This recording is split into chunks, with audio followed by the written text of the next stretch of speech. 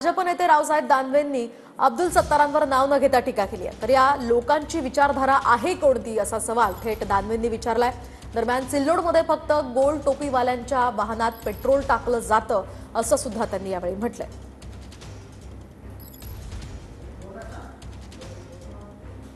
एका विशिष्ट विचारधारेच्या लोकांना शासनाच्या सगळ्या योजनेचा फायदा देणे आणि काही विशिष्ट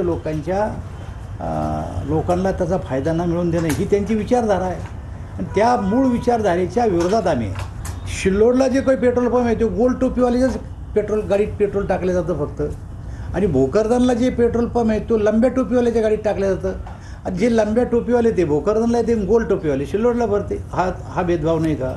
सिल्लोडच्या हर चौकाचं नाव काय पहा ना। सिल्लोडचे जे चौक आहेत ना सुभाषचंद्र बोसचं नाव, ना महात्मा गांधीचं नाव, ना श्यामाप्रसाद मुखर्जीचं नाव, ना पंडित नेहरूचं नावाहून तर त्या गावाची रचना कळती ना। मग त्याला म्हणायचं काय यांची विचारधारा आहे कोणती? खायचं इथलचं गायचं कोणाचं? तुम्ही म्हटले होते सिल्लोड पाकिस्तान होतं, म्हणलं होतं आणि आजही म्हणतो मी की पाकिस्तान सारखी परिस्थिती